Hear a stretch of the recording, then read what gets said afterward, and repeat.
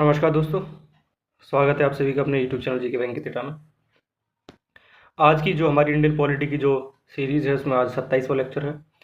इसमें हम local self government के बारे में यानी कि स्थानीय स्वशासन के बारे में पढ़ेंगे।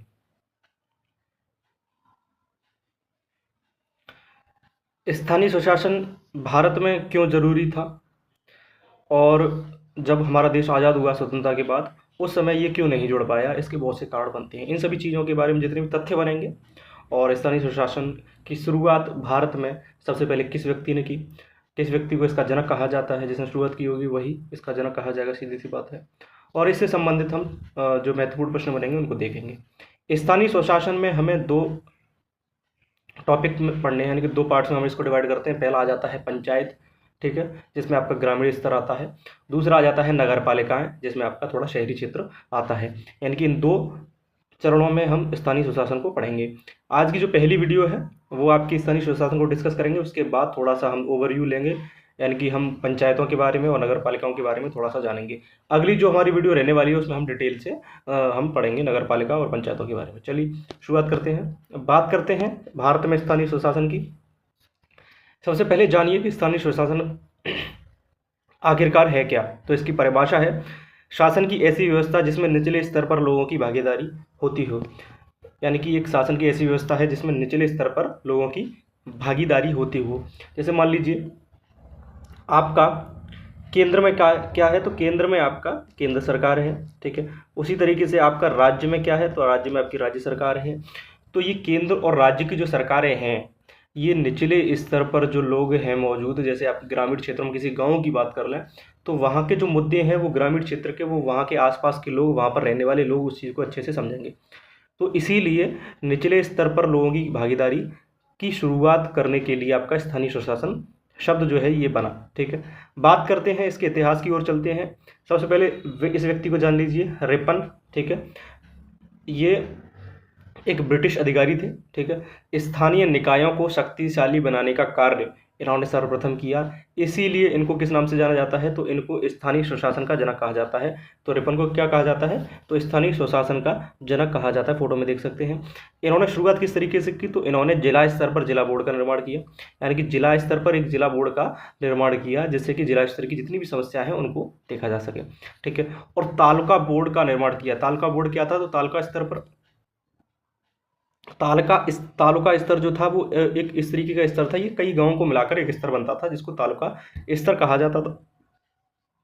और उससे संबंधित एक तालुका बोर्ड का निर्माण किया जो कि उस क्षेत्र से संबंधित जितनी भी समस्याएं थी, चाहे वो विकास की समस्याएं हों, ठीक है, चाहे वो सामाजिक समस्याएं हों, सभी तरीके की समस्याओं का जो निपटारा करने के लिए तालुका बोर्ड का कई गांवों से मिलाकर इसका निर्माण किया गया, ठीक है। तो आपसे पहला प्रश्न यहाँ पर बनता है कि स्थानीय स्वशासन का जनक किसको कहा जाता है, तो स्थानीय स्वशासन का जनक आपका रेपन को कहा जाता है, ठीक है। इस बात को आप याद रखेंगे। ये प्रश्न आपके कई बार कई एग्जाम्स में पूछा जा चुका है और बार बार रिपीट होता है। बात करते हैं आगे चलकर। ये तो बात हो गई आपकी संविधान से, वो क्या कहते हैं, स्वतंत्रता से बहुत पहले की, पर जब ब्रिटिश शासन था भारत पर। अब बात करते हैं जब हमारा देश आज़ाद हुआ, संविधान सभा का गठन हुआ, उसके बाद क्या क्या बातें बनी, ठीक है। सबसे पहले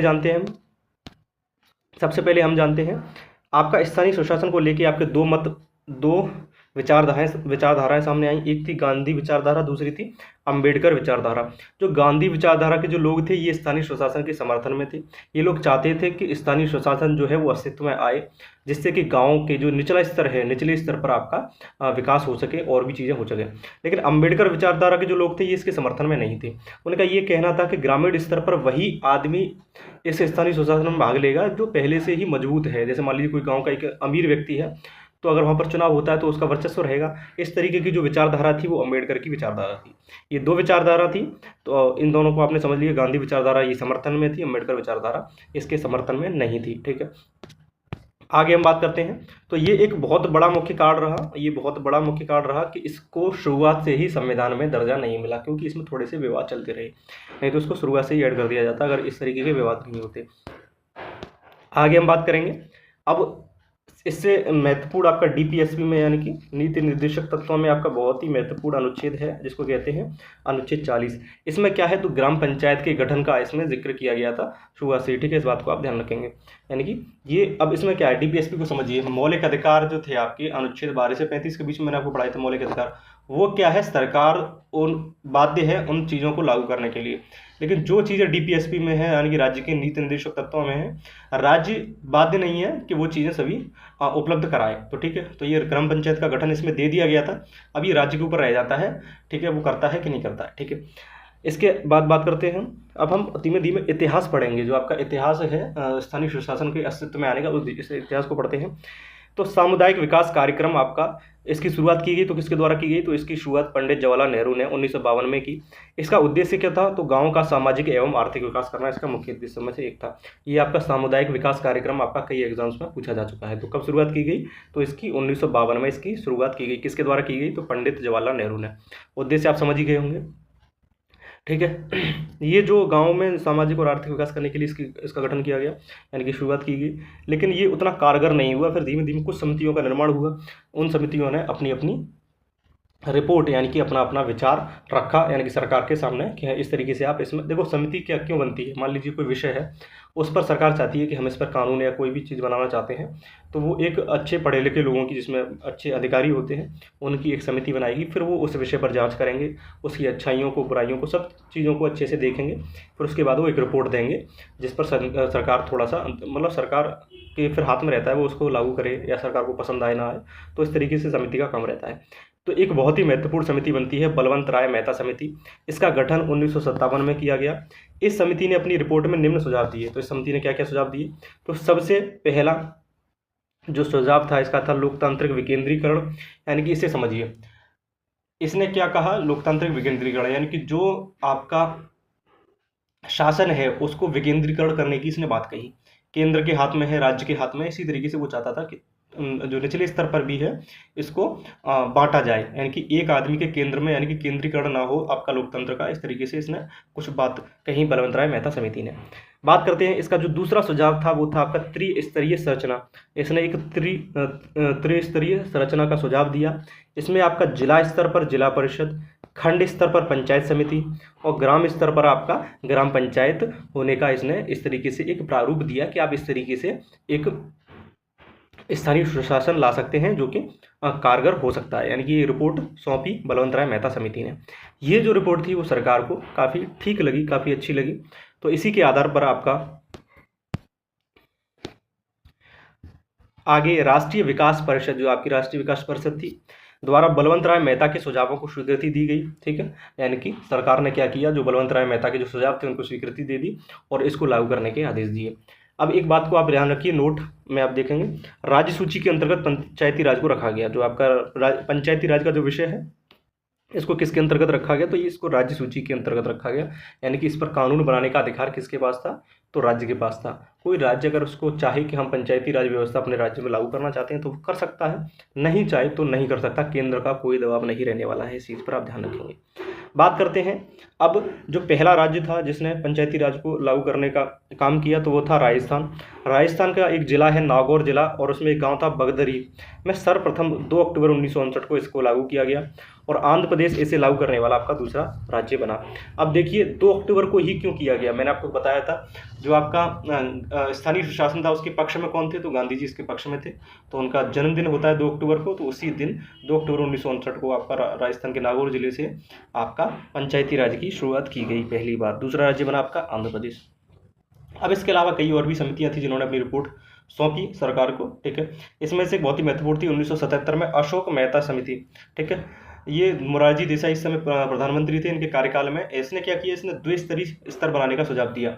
जो आपका बलवंत राय मेहता समिति थी उसने त्रिस्तर की बात की थी, ये 2 स्तर की, यानी कि ये जिला परिषद और मंडल पंचायत। मंडल पंचायत में क्या था, तो 15 से 20 हज़ार जनसंख्या वाला जो क्षेत्र था वो मंडल पंचायत में आता था।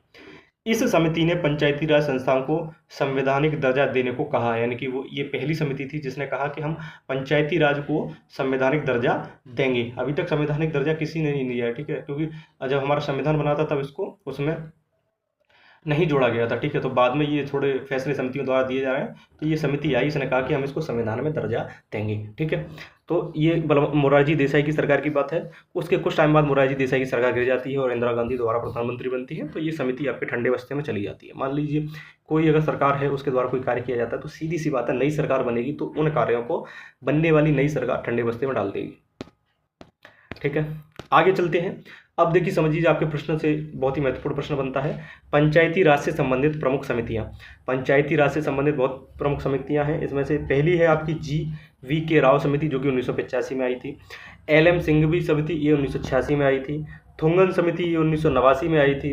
और गौडगिल समिति, ये 1988 में आई थी। ये बहुत ही महत्वपूर्ण समितियां हैं आपकी पंचायती राज से संबंधित। आपका सीधे से प्रश्न क्या बनेगा यहाँ पर कि थुंगन समिति का संबंध इनमें से किस क्षेत्र से है? तो इसका संबंध किससे है? तो पंचायती राज से है। इस बात को आप ध्यान रखेंगे। ठीक है, बात करते हैं संवैधानिक दर्जा दिलाने की पंचायती राज को। तो इसका कार्य किसने किया? तो इसका कार्य नरसिम्हा राव ने 1992, जिस समय प्रधानमंत्री थे भारत के नरसिम्हा राव, तो सन 1992 में इन्होंने पंचायती राज को संवैधानिक दर्जा देने की घोषणा की। ठीक है, तो पंचायती राज को आपका 73वें संविधान संशोधन 1992 के तहत संवैधानिक दर्जा दिया गया। और नगर स्वशासन, जो आपकी नगर पालिकाएं वगैरह थी, उनको 74वें संविधान संशोधन 1992 के द्वारा आपका स्थानीय को क्या कहते हैं, संवैधानिक दर्जा दिया गया नरसिम्हा राव की सरकार के द्वारा। इस पॉइंट को आप रखेंगे, बहुत ही महत्वपूर्ण है। ये आपका कई बार सीधे सीधे एग्जाम से पूछेगा फैक्ट। आगे हम बात करेंगे स्थानीय स्वशासन की। तो स्थानीय स्वशासन को मैंने आपको बताया 2 भागों में डिवाइड कर दिया। ठीक है, 2 भागों में डिवाइड कर दिया। कौन से भाग में? तो पहला है ग्रामीण स्तर, दूसरा है नगरीय स्तर। ग्रामीण स्तर पर आपका पंचायती राज थी, उसी तरीके से आपका स्थानीय जो नगरीय स्तर पर थी वो आपकी नगर पालिका का गठन किया जाएगा। ये 73वें संविधान संशोधन 1992 के द्वारा लागू किया गया। ये 74वें संविधान संशोधन 1992 के द्वारा लागू किया गया। इसको थोड़ा कंपेयर करके पढ़ेंगे, अच्छे से याद आएगा। इसको 24 अप्रैल 1992 से लागू किया गया और इसको 1 जून 1992 से लागू किया गया। यहाँ पर एक बहुत ही महत्वपूर्ण प्रश्न बनता है कि 24 अप्रैल को आपका पंचायती राज दिवस के रूप में मनाया जाता है। क्यों मनाया जाता है? क्योंकि इसी दिन आपका ये लागू किया गया था 1992 से। अब कोई भी संवैधानिक दर्जा मिल जाता है तो सीधी सी बात है, वो पूरे देश में लागू होगा फिर। ठीक है, पहले क्या था, पहले राज्यों के ऊपर था कि वो बनाए ना बनाए, अब तो संवैधानिक दर्जा मिल गया है। बात करते हैं, तो ये संविधान के भाग 9 में पड़ती है। और ये जो अनुसूची है भारतीय संविधान की, अनुसूची 11 में आपका ग्रामीण स्तर यानी कि पंचायती राज का जिक्र है। अनुच्छेद की बात कर लें तो 243 से लेकर 243O, अब समझिए 243O, तो 243A, 243B, इस तरीके से आपका चलते चलते 243O तक। पंचायती राज में आपके कितने विषय आते हैं? तो पंचायती राज में आपके 29 विषय आते हैं। इस बात को आप ध्यान रखेंगे, सीधे सीधे एग्जाम से आपका पूछ लेता है विषय। इसी तरीके से आपका जो नगर पालिका है वो संविधान के भाग 9A में है। अनुसूची की बात कर ले तो अनुसूची 12 में है। अनुच्छेदों की बात कर ले तो अनुच्छेद 243 से लेकर अनुच्छेद 243Z-G तक है। यानी कि आपने देखा P के बाद इसी POPQRS इस तरीके से खत्म करते जाएंगे और Z आ जाएगा। Z के बाद आपने देखा होगा ये G लग रहा है, तो G आपको ये शुरुआत से स्टार्ट किया हुआ A B C, फिर यहाँ तक G तक चल के आया है। नगर पालिका यानी कि नगरीय स्तर पर आपके कितने विषय हैं? तो 18 विषय हैं। ठीक है, तो इसको आप कंपेयर कर सकते हैं और बहुत ही अच्छे से याद करने के लिए मैंने ये बनाया है। आगे हम बात करेंगे स्थानीय स्वशासन से संबंधित बहुत ही महत्वपूर्ण प्रश्न। तो स्थानीय स्वशासन को किस वर्ष आपका संवैधानिक दर्जा दिया गया? तो 1992 में आपका स्थानीय स्वशासन को आपका संवैधानिक दर्जा दिया गया। किसकी सरकार में? तो नरसिम्हा राव इस प्रधानमंत्री थे भारत के, उनकी सरकार में। अगला प्रश्न है, निम्नलिखित में से किस राज्य में पंचायती राज सबसे पहले लागू किया गया था? तो राजस्थान के नागौर जिले में। ठीक है, नागौर जिले में आपका बगदरी गांव पड़ता है, यहाँ पर आपका पंचायती राज था वो सबसे पहले शुरू किया गया। आंध्र प्रदेश ऐसा करने वाला आपका दूसरा राज्य बना था। अगला प्रश्न है, ने सिफारिश किया था कि निर्णय लेने की शक्ति को विकेंद्रीकृत किया जाना चाहिए और निर्वाचित स्थानीय निकायों की स्थापना की जानी चाहिए। तो ये किसने कहा था? तो ये बलवंत राय मेहता समिति ने कहा था। बहुत ही महत्वपूर्ण है, बलवंत राय मेहता समिति ही वो समिति है जो कि आपकी पंचायती राज की जो त्रिस्तरीय संरचना है और भी जो आपका लोकतंत्र जो विकेंद्रीकृत करने का जो इसने जो आपके प्रमुख सुझाव दिए थे, तो इसी समिति द्वारा दिए गए थे। इस बात को आप ध्यान रखेंगे। अगला प्रश्न है, भारत में सामुदायिक विकास कार्यक्रम की शुरुआत कब की गई थी? तो भारत में सामुदायिक विकास कार्यक्रम की जो शुरुआत थी वो कब की गई थी? तो 2 अक्टूबर 1952 को आपकी सामुदायिक विकास कार्यक्रम की शुरुआत पंडित जवाहरलाल नेहरू द्वारा की गई थी। बहुत ही महत्वपूर्ण प्रश्न है। अगला प्रश्न है, अशोक मेहता समिति ने अपनी रिपोर्ट कब प्रस्तुत की थी? तो अशोक मेहता समिति ने जो अपनी रिपोर्ट थी वो 1978 में प्रस्तुत की थी। कब की थी? 1978 में। ये समिति का गठन 1977 में हुआ था, लेकिन इसने जो अपनी रिपोर्ट थी वो कब प्रस्तुत की थी? तो 1978 में। अगला प्रश्न है, स्थानीय स्वशासन समितियों को उनके कालक्रम के अनुसार व्यवस्थित कीजिए। आपको इनके कालक्रम के अनुसार आपको व्यवस्थित करना है, बहुत ही महत्वपूर्ण प्रश्न है। ठीक है, तो इसमें सबसे पहली समिति आती है GV राव समिति, फिर है LM सिंघवी समिति, फिर है थुंगन समिति और फिर आती है गौड़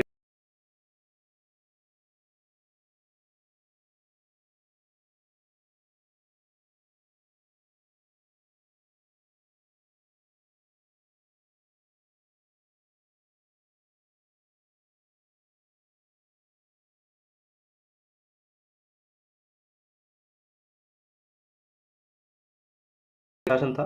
इससे संबंधित जो महत्वपूर्ण आपका तथ्य बनते थे, महत्वपूर्ण थ्योरी बनी, वो हमने देखी और इससे महत्वपूर्ण जो प्रश्न बने वो भी हमने देखे। इसकी एक और क्लास रह गई है जिसमें कि हम आपका थोड़ा सा डिटेल में पढ़ेंगे आपका पंचायत को और नगर पालिकाओं को। ठीक है, तब तक के लिए धन्यवाद। अपना प्यार इसी तरीके से बनाए रखिए। मिलते हैं अपनी अगली किसी क्लास में। तब तक के लिए धन्यवाद।